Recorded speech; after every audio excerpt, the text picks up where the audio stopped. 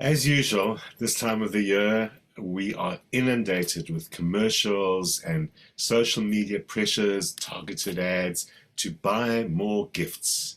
And it's all meant to be that we care so much about these other people that we want to buy them gifts.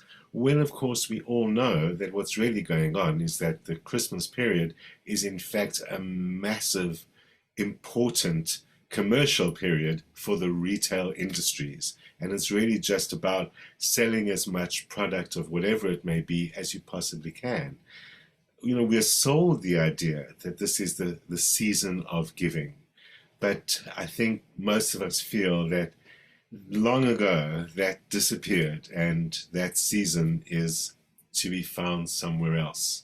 So, where is that season to be found? If this is the season of social pressure, exhaustion, and obligation and duties, where is the season of giving? Well, just a week or two ago, of course, it was Black Friday and Cyber Monday and all of that. And that was just even more about spend all your money as much as you possibly can, even more than Christmas.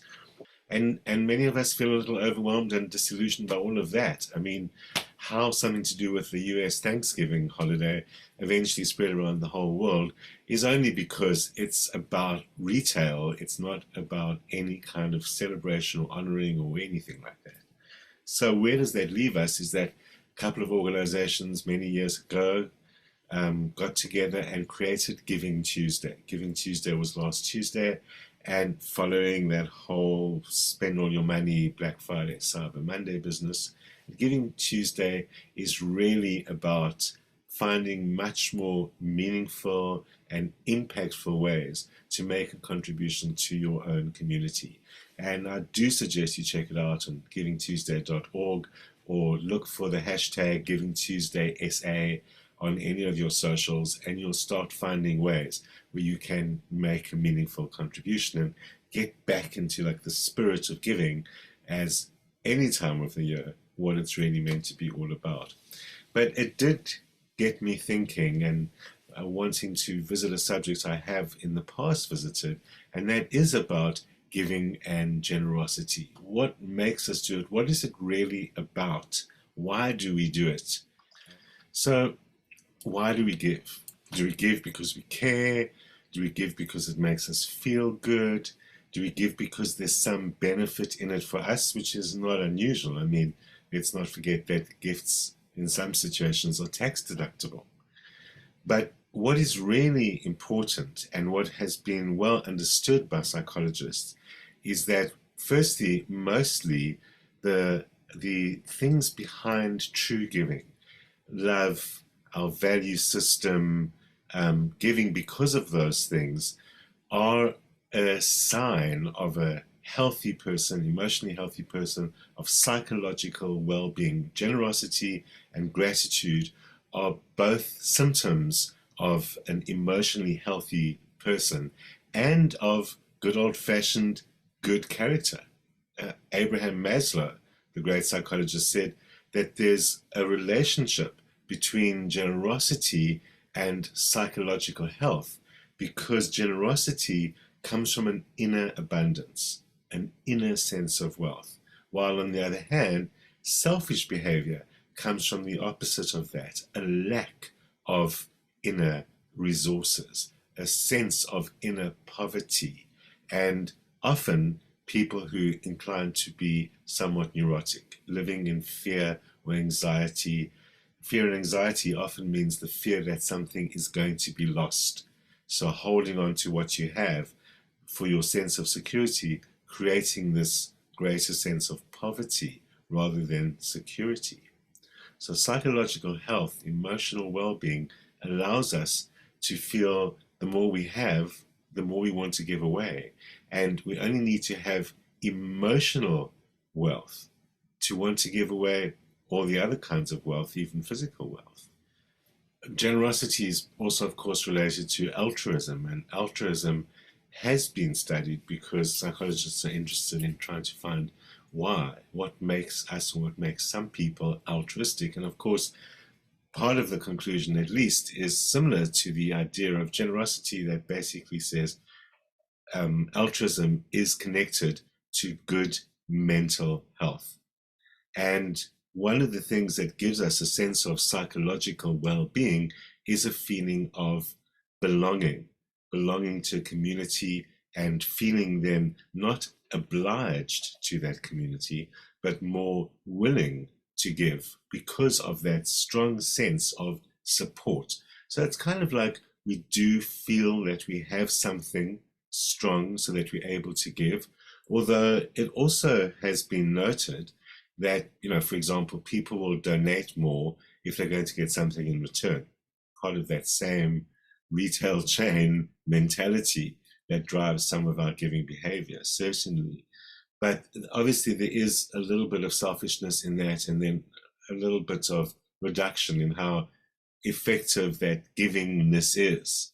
And there are other kinds of giving that perhaps help free us from that sense of expecting anything, let alone wanting anything in return.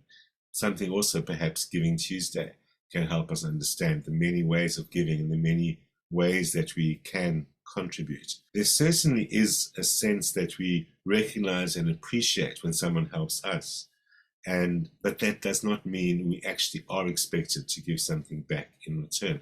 Nevertheless, there is a kind of relationship between the sense of indebtedness and giving. And it's fascinating that in international politics, sometimes when there's a disaster in a big, wealthy country, a small, impoverished country will make a huge donation.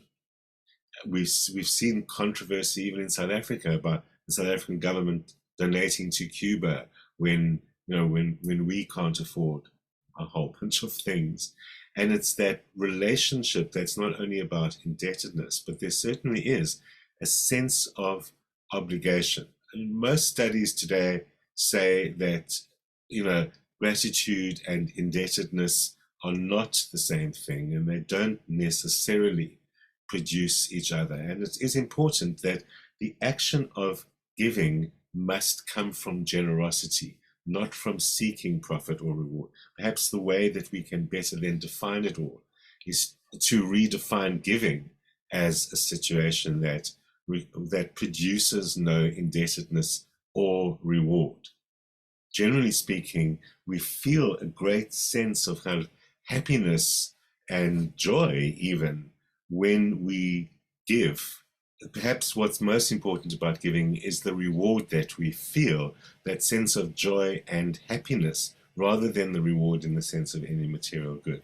We could have an argument somewhere else whether that sense of reward that we want, it's just like the buttons being pressed, or the dopamine button being pressed and experiencing something good.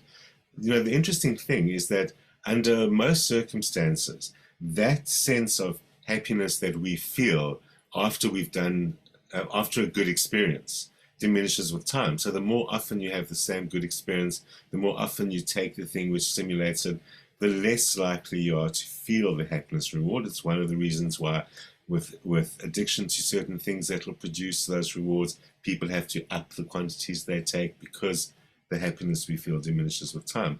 But it's interesting that giving is the exception to the rule. Repeated giving, even in identical ways to identical others, may continue to feel relatively fresh and relatively pleasurable the more that we do it. It's pretty much the other way around, which kind of says something quite deep about giving, that while most things which produce pleasure diminish over time, the pleasure received from giving increases over time. Clearly, there is something much more fundamental about our well-being as an individual, psychological well-being, and our well-being in the context of community, in the context of belonging in a way that makes us feel that. So it may be true that the reason we don't adapt and reduce the happiness with time is because by giving, we maintain our positive social reputation, our pro-social reputation, our sense that we're doing something that enhances our position in the society or in the community. And so that doesn't become adaptable. That's something that we like. It's also noted that, for example, when people receive something in return for giving, they can compare that. They can compare that with what they gave. They can compare that with what they received last time or what they received in a different situation. Whereas when they focus on an action like giving, um, and the result from that is not so much about comparable. So when people focus on the action of donating, they experience each event as a unique happiness inducing event. And so there's nothing to compare it to. And of course, it's pretty much true. As long as you're not comparing it with what they gave me, there's nothing to compare it to. And if you're giving to charity or giving on some scale like that, there's no comparison. And so the happiness and the good feeling remains. Could I be saying we give in order to get a good feeling back? Well, perhaps, but maybe you need to weigh up the cost, expense, benefit of that and see, well, that still makes it worthwhile, as in it's still an authentic giving. The fact that that produces so much reward almost says that's something that human beings are supposed to do, as opposed to the diminishing rewards of material things, which indicates by diminishing reward, that doesn't seem to cut it in terms of what makes us feel human and social. Perhaps unsurprisingly, giving is more associated with religious people or educated people or people who already have a lot of settled social happiness in their own lives. They've got a stable home, they've got a stable relationship, and so on.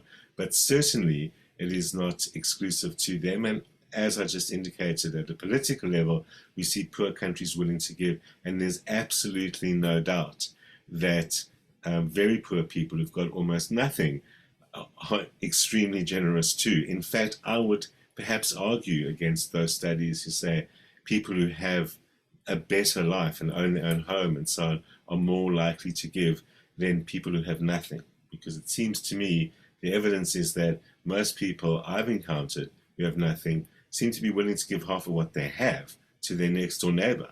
So maybe some of those studies need to be done here in Africa, where generosity and the importance of social cohesion through sharing is what's important. Maybe we'll talk about sharing again in the future and elevate our understanding of giving.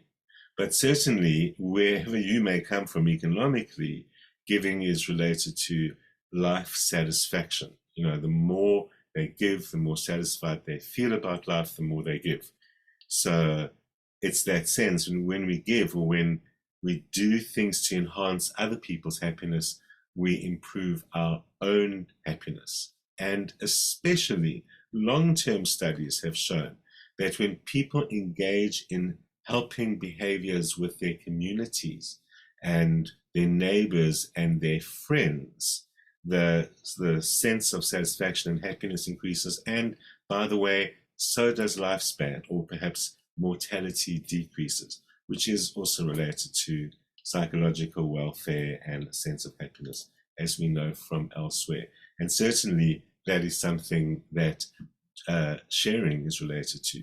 So, you know, it's probable that we actually are hardwired to be drawn towards generosity and repelled by selfishness and greed, something that same politics certainly exercises in us.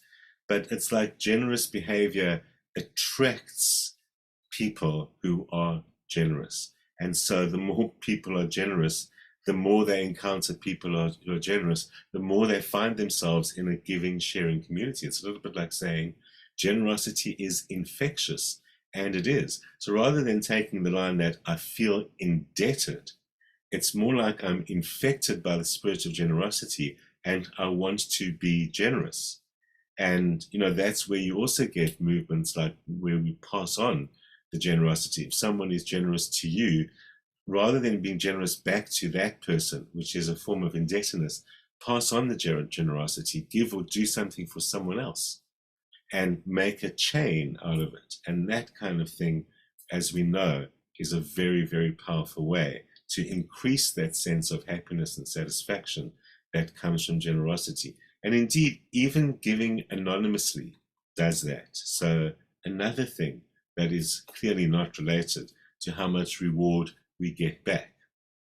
There certainly is no relationship discovered between how generous you are and how happy you feel. You don't have to give it all in order to feel fantastic. Even a small amount of generosity does that for us. And that's an important thing to remember, especially when you're giving and the receiver isn't expecting anything. Same as when the receiver doesn't even know who you are, it's anonymous giving. The smallest amount of giving produces the same amount of satisfaction as the largest amount of giving. And that will also help us to remember that what is not generosity is while we wait for the person to say thank you. And when we feel all jilted because the person doesn't appreciate our generosity. So those kind of things make also a big difference to what is the generosity. Something that I was always fascinated by is the idea of pledging to give. So, those call-ins and those fundraising efforts that are less about receiving the funds at that very moment as people who phone up and pledge. And I always thought, so what is it if you pledge a certain amount? It's really just hot air. You're just saying, oh, yes, of course, I'll give you 50,000. And it's easy to say that. Is it followed up by doing? What kind of contract exists to ensure that you follow up by doing? Now, certainly, I'm sure in many pledging situations, there is actually a contract of some kind. But there's also a social contract, a psychological contract. I'm sure that is the only one that ultimately drives it in the end, because I doubt very much anyone is running around enforcing too many of those pledges you said you would when it's a gift of some kind. I don't know. But the interesting thing is that research has shown that even making the verbal commitment to be generous activates the same areas in the brain that make us feel positive and positive about our own altruism. So that's not surprising. I'll keep on pledging because it makes me feel good. But the interesting thing is that it makes the change that helps reinforce the desired behavior. So promising I'm going to give makes me feel great, makes me want to feel that again, so I give and I feel it again. And that's what has been discovered is kind of part of how that promising pledging actually works. That when we experience ourselves as givers, we get a deep affirmation of what our real value in the eyes of others people is. And in that sense, we get this new vision of ourselves, which is a profound experience of true self. And that makes us want to identify with ourselves as giver. And based on the research I've been discussing today, it's almost like that's the more authentic self. We are hardwired to want to be generous rather than want to be selfish. We are hardwired to appreciate and celebrate generosity, not selfishness. And so that very underlying principle allows us to ultimately see ourselves in a way that transcends our self, our selfish self, and sees us as part of something bigger.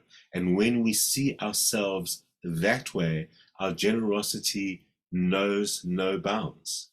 And we're able to give much more deeply of ourselves for the benefit of ourselves and for the benefits of those to whom we give. So the mutual benefit in giving is not that I receive something back from you, is that we both are enhanced as human beings through that process of generosity, and the result is in our brains, quite literally, of how we feel after that. So there's a couple of important things we've learned here about the importance of why we must give and why we do give. Firstly, obviously, it helps people. Sure, that's the bottom line of why we're doing it in the first place. But the interesting thing, the experience of generosity by adding to the lives of others, by improving the lives of others, makes us feel that our life has improved. And indeed, our life does improve. As has been said, giving is not a zero-sum game. The more you give, the more you seem to have, the more you seem to get. Because secondly, giving inspires giving. People want to pay it forward. And paying it forward is the best way to ensure that it's not a debt relationship that we have. But then what does happen is that if we could all learn to kind of pay it forward, it's a little bit like we end up with a better world, which is the aim, of from Giving Tuesday or to any other program.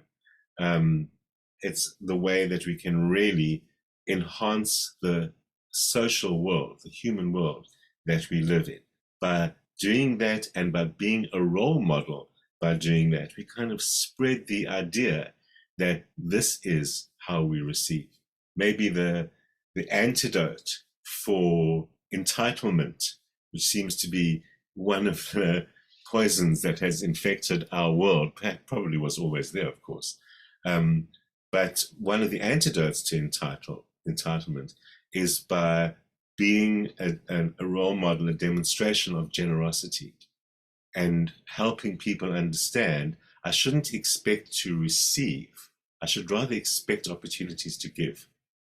And especially as we learn to experience the results of giving, and you just have to do it once to experience it. It's like a drug, but the good kind. That changes the whole model and stops people feeling entitled, and they're rather thinking of how do I give something out in order to appreciate the wonderfulness of myself, if that's what entitlement is based on.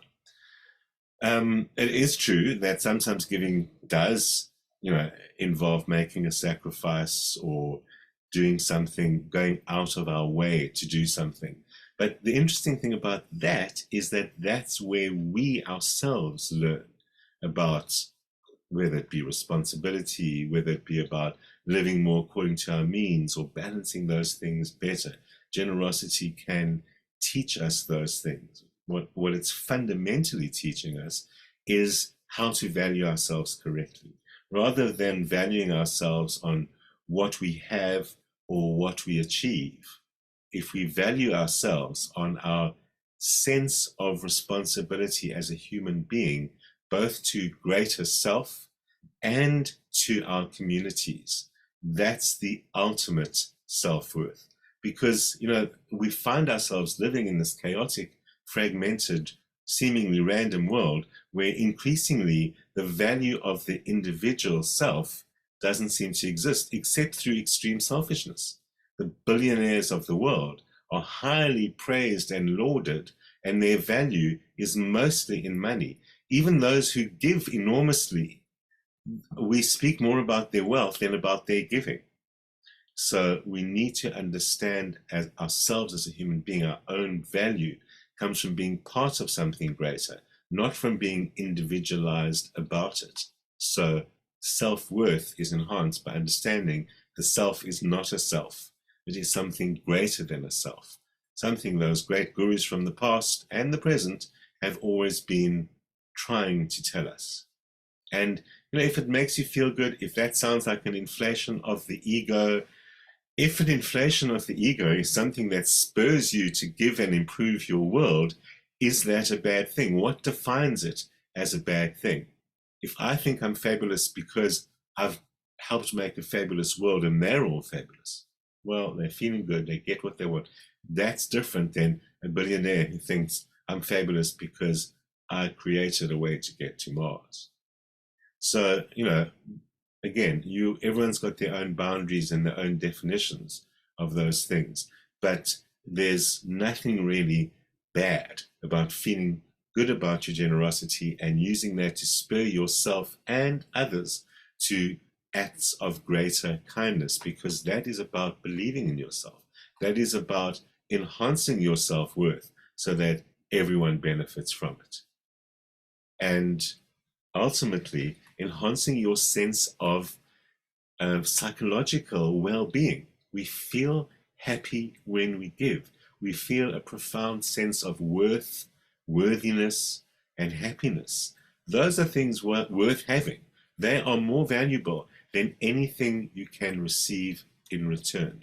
Clearly, giving makes a big difference. No matter how much we give or how little we give, it affects someone's life and it affects our own life. Very often it affects their lives in ways we'll never know, but it certainly affects our own way, our own life in ways that we experience viscerally from the very beginning once we give. And there's so much we can give. We can give time, we can give friendship, we can give love, we can give our shoulder to cry on, our ear to listen, and of course, we can give material things.